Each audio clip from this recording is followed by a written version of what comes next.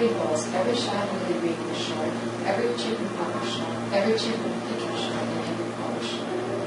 And it's like, she's big, she's tall, over 6 feet. She's got this beautiful big motion, and there's absolutely nothing in this direction. There's nothing behind it. There's nothing with it. You know, we actually asked her to stay. She changed her plane so she could work with Dennis, and I hooked her up. And the first thing that came out, that Dennis hasn't go back to that feeling. You lock into the feeling, and then you go back to the first time you felt that feeling. And so she went back to grade school. She was 9 years old, 4th grade, and she kicked a soccer ball. And the soccer ball hit the door to the school, and the door slammed shut, and her teacher was on the other side of it. It hit the teacher, and then the teacher came out screaming, yelling at her, "You stupid kid, how would you?" For a week, she didn't want to go to school. She's real sensitive, and she felt so bad. And I mean, it was her. She had a hard time just going. She had forgotten about that.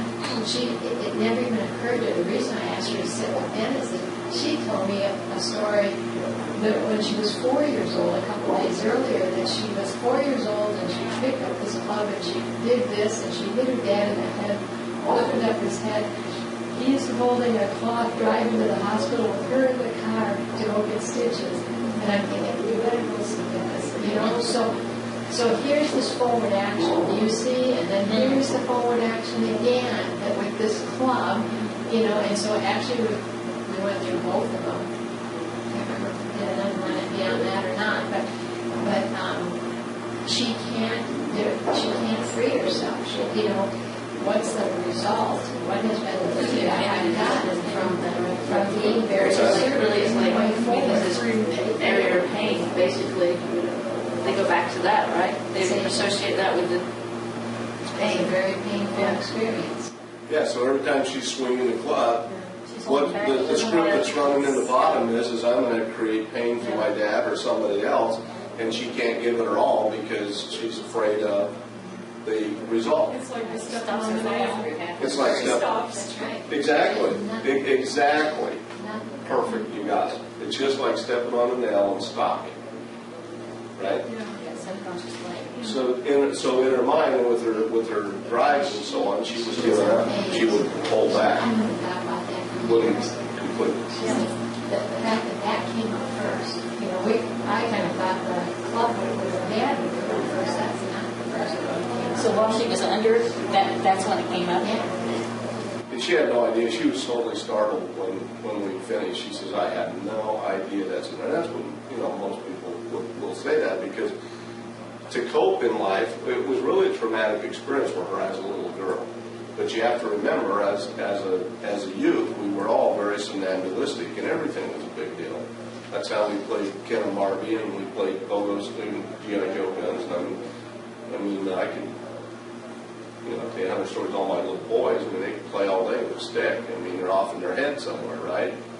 And if, as a child, we amplify that up to 2,500 times, and we never challenge that little trauma, it stays with us until we're whatever age, and that's what I'm attaining our story right now. So, right here at the bottom of your chart, we've got behavior, right? So we know how behaviors are induced.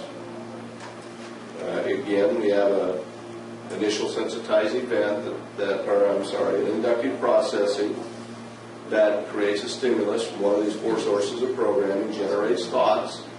Those thoughts are analyzed, logically thought about, and responded to in our conscious mind. As it goes through our critical factor, we skew those thoughts in the direction of our belief systems, and we respond to those thoughts according to our belief systems, justifying, invalidating, and trying to defend ourselves and our opinions. Right? As we do, those will come over to memories, and we'll call it past memories, and we will skew those memories to justify, validate, and defend ourselves as well. If we amplify that up to 2,500 times, drop that on our emotions in an over-amplified state, how do we behave? That's how behavior is generated. The golf swing, all the things we're talking about, what I'm proposing to you to think about is that they're coming out of a current belief system, or a belief system was established at some point in our life that is still rolling around in there. Like singing the song, you get stuck in your head. It's still rolling around in the subconscious somewhere that's affecting you when you don't have full conscious override. So the bottom D right here stands for deductive processing.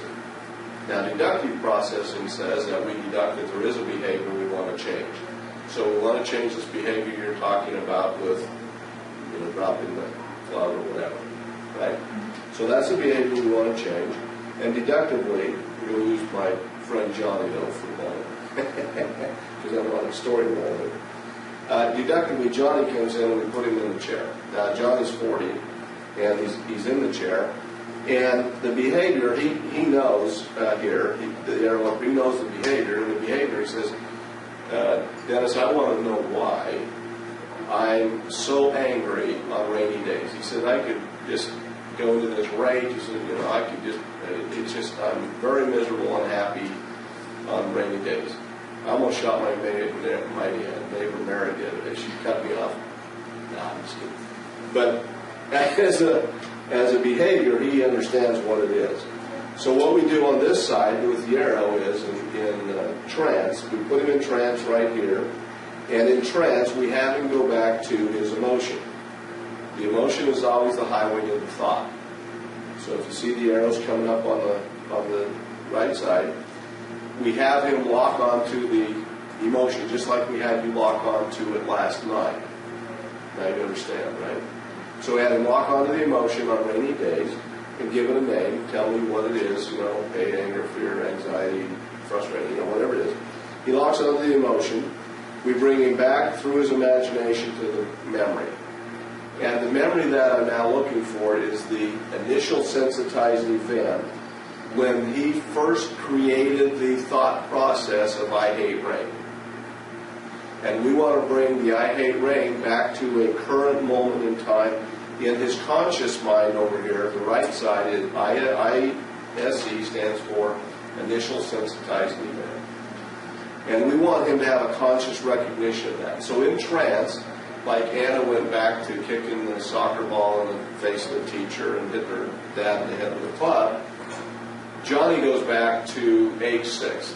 And at age 6, he's got his nose pressed against the living room window, and it's rained for 3 straight days, and his mom has not let him go out and play.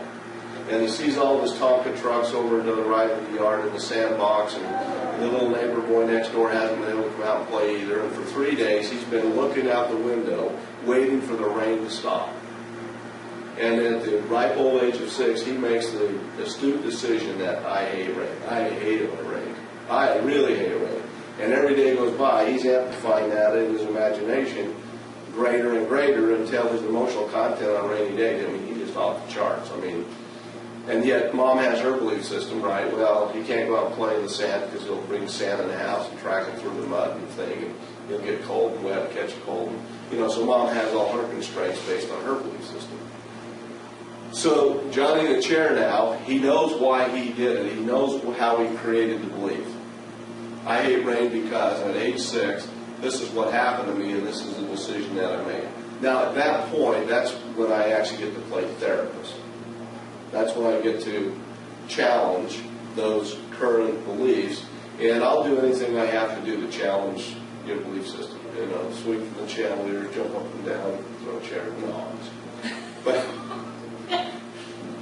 but I will do what I can do to challenge your current beliefs and get you to change them. And mostly it's just as logical as say, look, Johnny, in trance, don't you really like the fresh, clean smell of the air after a good rainstorm? Well, yeah, everybody I know likes that, right? And so if anything I can get him to concede to in his thought processes that he can like about rain. Don't you really like the fact that your grass gets greener even though it washes a little mud in the driveway?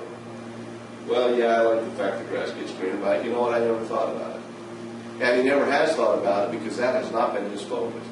He's never even thought about the fresh, clean air because that has not been his focus. He's denying all of that, right? And so anything I can get him to acknowledge about rain that is good, to whatever degree he acknowledges it, adjusts out the bad, and I am now making an incremental adjustment in his belief system, which now shuts down the emotional content and starts to desensitize the imagination. Does that make sense? And if I can be completely successful with that, and he's successful with that at challenging and changing that belief system, now we have total behavioral change because we have shut off that thought process. We have altered the memory, because now the memory of the 6-year-old has been altered to the adult view. That now is being amplified in his imagination, and as we've amplified that, now we've changed the emotional content. She even shut down the old emotional content, created new emotional content, and now we've generated a new behavior. And at that point, is that when a little bit more of that ice on the top of the iceberg is exposed on the top? Exactly. And Exactly. giving you the space back? Exactly. That's exactly right. At that point? Yeah, because he's now free of all that emotional content and stuff, which now gives him greater capacity to function in the current moment in time. Perfect. Excellent question. And is that all it takes? I mean, do Yes. you It's as simple as that, really. have to go back and practice? Or? Yeah, you know what, and you do, because, you know, at our ages, frankly, we've had lots and lots of life experiences. And let's do that, to answer that, let's go to the L down here with the target, if you will. That stands for layering. Layering? Yeah, layering. Now, layering, I use two different definitions and explanations of that. One I'm going to call this a target. And as a target, what we really want to do is we want to hit a bullseye. I mean, every time you shoot at a target, you want to hit the center, right?